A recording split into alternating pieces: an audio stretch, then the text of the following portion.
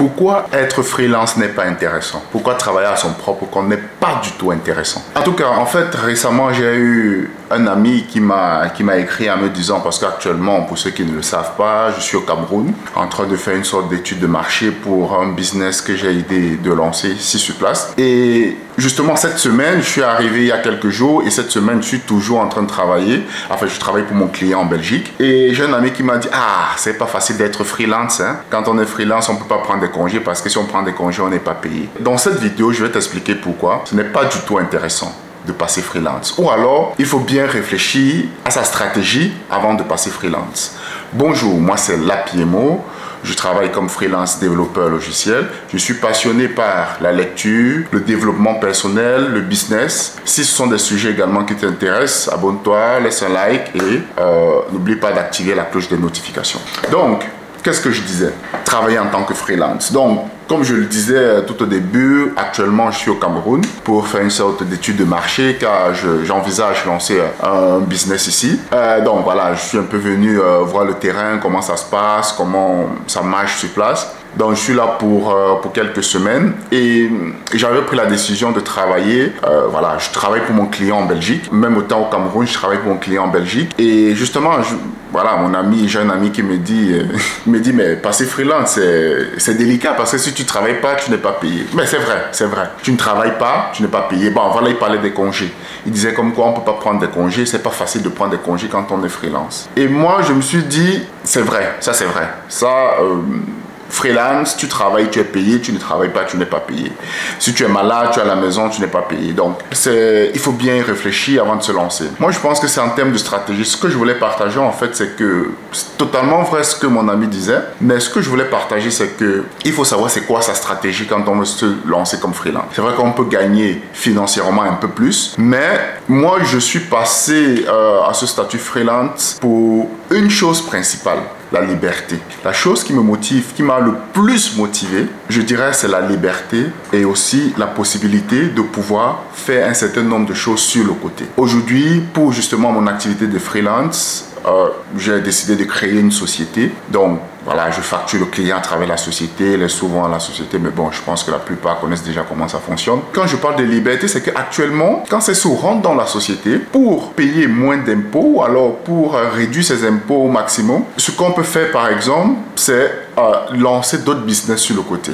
C'est-à-dire qu'on peut tester d'autres business. Et moi, ce sont des choses qui m'ont motivé le plus. Parce qu'actuellement, vu que la société est là, maintenant, ça dépend du choix qu'on fait. On peut se dire, ok, je veux me verser le plus gros salaire, mais le problème, c'est que se verser le plus gros salaire, tu payes beaucoup plus d'impôts, tu payes beaucoup plus de charges à l'État. Donc, maintenant, ça dépend de la stratégie qu'on veut adopter. Par contre, si l'argent qui est dans la société, on choisit plutôt de faire des investissements où là, on paye moins d'impôts, là, on peut tester. Et moi, c'est ça en fait. C'est ça que je voulais. Je voulais arriver à cette situation-là. C'est-à-dire que juste avoir le minimum pour vivre et le reste d'argent qui est dans la société, ben, la société peut tester d'autres projets. Donc, c'est l'une des raisons pour lesquelles je suis au Cameroun actuellement pour réaliser une certaine étude de marché. Et j'envisage également lancer un autre business. En fait, j'envisage démarrer un business également en Belgique. Mais ça sera quoi? Au compte de la société.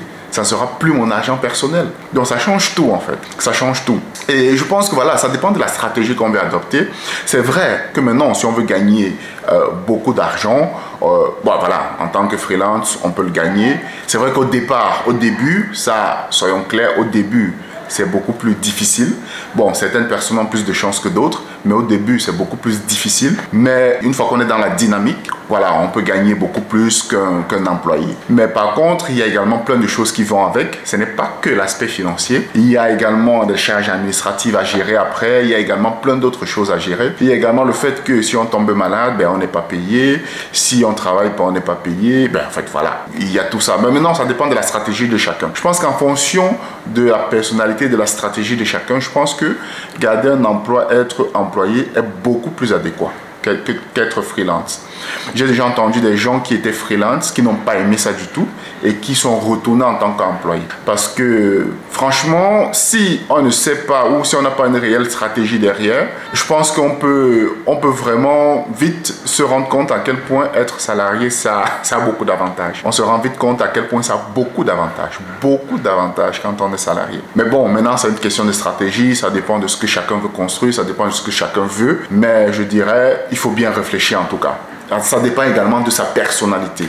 Parce que tant qu'on est freelance, voilà, on le sait, c'est à toi de chercher tes missions, c'est à toi, tu dois passer d'énormes entretiens, c'est à toi d'être toujours au top niveau parce que voilà, sinon on te remplace. Même quand un client te dit tu as une mission d'1 an, je l'ai déjà dit dans une précédente vidéo, même quand une mission te dit tu as une mission d'1 an, de 2 ans, que sais-je. En fait, ce n'est qu'une prévision, ce n'est qu'une idée. À tout moment, le client peut mettre fin au contrat. C'est ça, en fait, le marché du freelancing. C'est la raison pour laquelle ce marché est très dynamique. Parce qu'à tout moment, le client peut arrêter ton contrat et puis tu dois chercher une autre mission. C'est ce qui m'est arrivé. Et je ferai même une vidéo par rapport à ça. C'est ce qui m'est arrivé personnellement. Donc, c'est juste bien réfléchir et savoir ce qu'on veut construire en tout cas. En tout cas, ça, c'était juste une vidéo très rapide pour parler un peu de cet aspect-là. J'ai eu cette question d'un ami me disait voilà de cet ami là et j'ai pensé peut-être intéressant de faire une petite vidéo vite fait. En tout cas pour l'instant je continue à télétravailler, donc je vais bientôt commencer le boulot là. Je continue à télétravailler et voilà, je fais également mon étude de marché, je rencontre des personnes. En tout cas c'est très agréable d'être au Cameroun, je rencontre des personnes avec qui je discute, je récupère des idées, je récupère des infos et je vois encore d'autres opportunités en fait. Finalement ce pourquoi j'étais là, ou encore le business qui me parlait, que je voulais implémenter ici sur place, finalement je rencontre d'autres opportunités qui pourront être beaucoup plus alléchantes en fait que voilà, que le business pour lequel je suis venu faire une étude de marché. Mais bon, c'est ça en fait, c'est ça. Je comprends pourquoi on dit vraiment il faut être sur le terrain. Il faut être sur le terrain pour voir par soi-même. Je vois d'autres opportunités sur lesquelles on peut se lancer. Mais bon, ça on verra. Pour l'instant, c'est l'étude de marché. En tout cas, merci d'avoir regardé cette vidéo. Si tu as aimé le contenu, laisse un like, abonne-toi et n'oublie pas d'activer la cloche des notifications. Moi, c'était La PMO. Bye bye.